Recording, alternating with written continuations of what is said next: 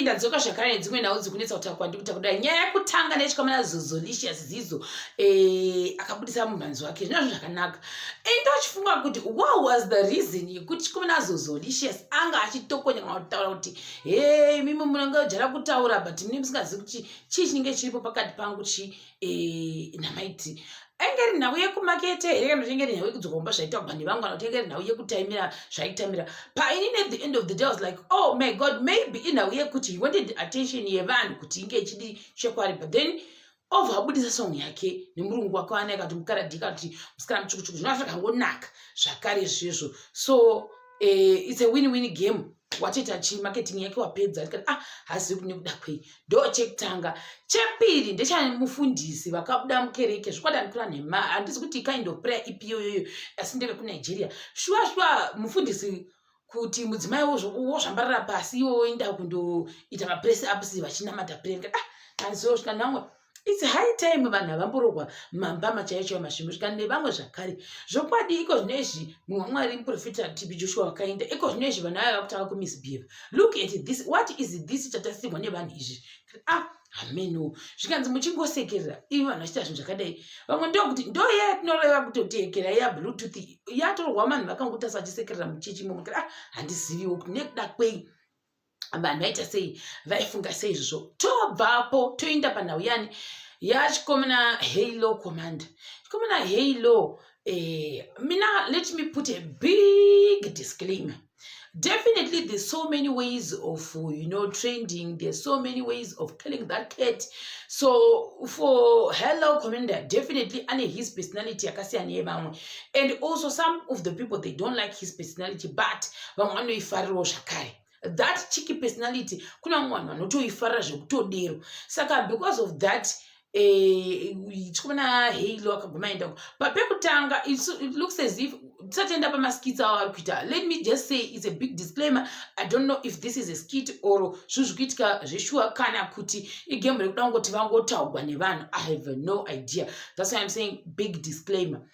Chikomana Halo vachiri kwanga ariko vaibuda vachitaura paInstagram nemunhu wamwari mambo chinzi hey kana une mari ita so kana une mari ita so hey hauna mari we chichichichi vachai vaiita hey then vazosangana ichi riula kutanga wada kurwa then from there vazobuda kuhotel kuya kwachinzi iwe ita kuti mambo ndiani mambo ndini ndiani wako. So now people are like nah that's a no, that's like the way you're acting is lame madi kusira munhu wamwari Jehovah zveacting pane zvamuri kuita zvikati nanzi kuti nekuda kweichi vanhu vachifunga kuti iacting achibva paipa achigaswa pasi chikomana Halo uyoyo sevanhu vakangobuda ziro vachimboita zvavaita zvezve monisere kuti zvokwadi nepersonality yachikomana Halo ongosekerera chingonzi siti high jump siti wonzi uchingosekera zvakadero. Chikomana Halo is that kind of a personal kana kuti is that kind of a person ane personality yekutika ukamutokonya anokutokudzorera and anokudzorera zviro zvokuti anotonotsvaga times 10 folds kuti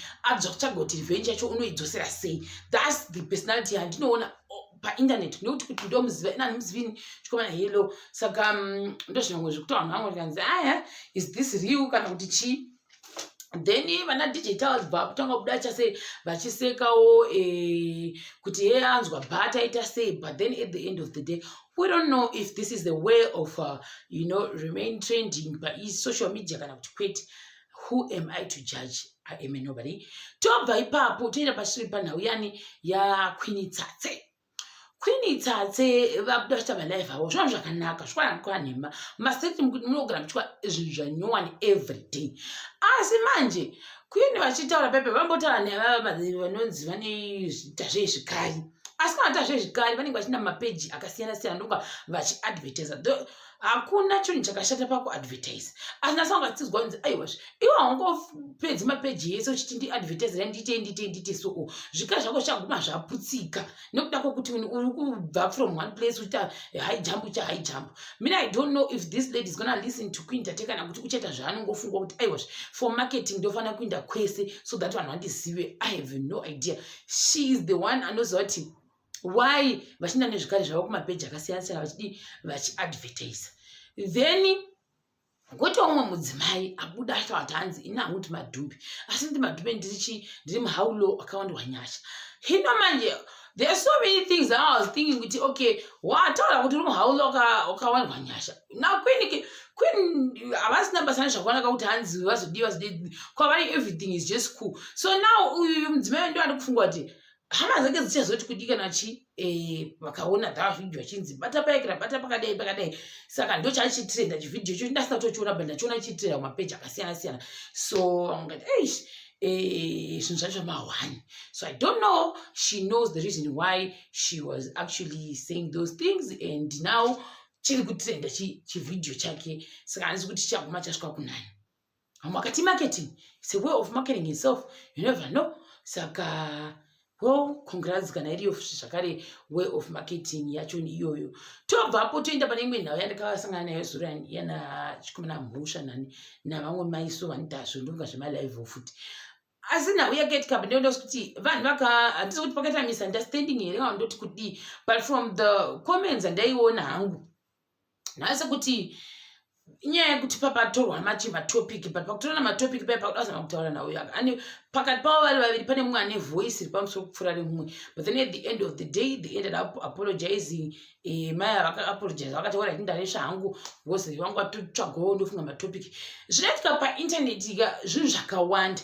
Munhu unogona kungofunga achiti nda kuita zvinhu zvehairdressing, saka munhu wese anenge angongokopera achiteedzera izvozvo izvo, but then at the end of the day vanhu vanotanga argument yekuti iwo usati ndindafunga because zvibvudzi zvaukuita izvozvo zvakatotangwa nemumwe munhu uri kuAmerica uko, saka iwo wakakopera ikoko. That's what people always say.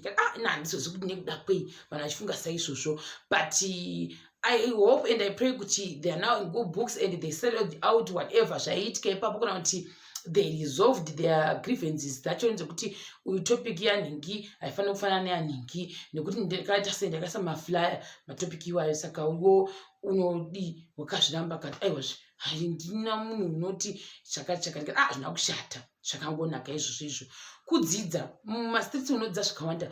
Toenda panhau yana Sizuva naSimeli. Now here's the thing, Sizuva naSimeli, these are two people vanonzi they are both from 054 here kana dzingari. Then tichi pa 054 paya toenda panumber 2 pekuti they call themselves as my sisters. Saka vachava sisters kudaro nyangwe pakazodi most of the time pakaitika ma-events vane vari vese. Saka nyangwe vakada kuundurana painternet ka in my eyes I feel like sometimes they just doing this for the sake of drama.